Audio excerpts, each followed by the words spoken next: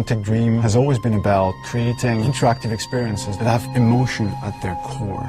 It's about telling the story of characters and giving the player the possibility, through their actions, to change the way the story unfolds. When I write my script, I have an idea of how I want the story to be played.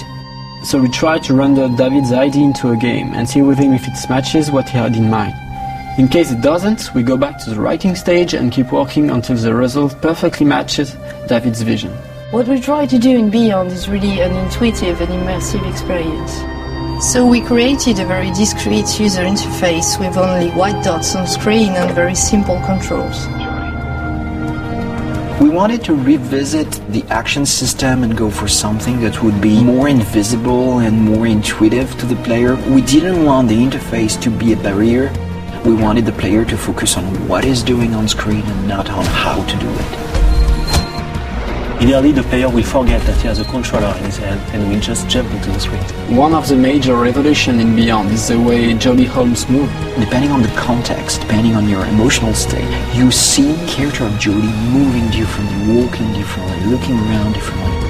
And most importantly, to give the player the feeling he's really in control of the character, he can do almost anything he wants to do. She can talk to other people, interact with objects, and also run, jump, shoot, drive a motorcycle, or even ride a horse. What was really challenging also is that the story goes on for 15 years of Jodie's life.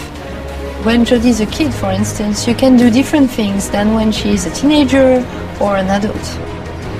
Giving this much animation to a character, it's really new. It has never been done to that extent, and it really makes the character come alive like never before.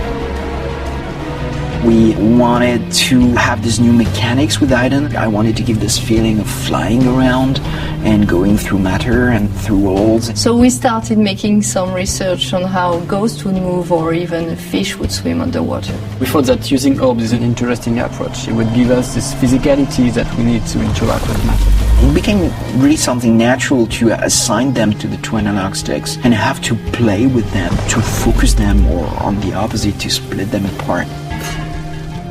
During the process of this production, we made what we call user tests. You just watch people playing and you see where they succeed, where they fail. If a player don't get it right, it's only our fault. So we work very hard to be able to correct it and give the best experience possible. After each user test, it's meeting after meeting just to find the good solution to every single issue the player may have had.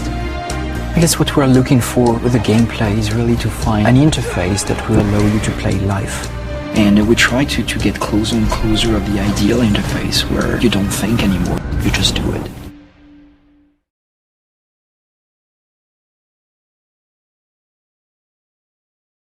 PlayStation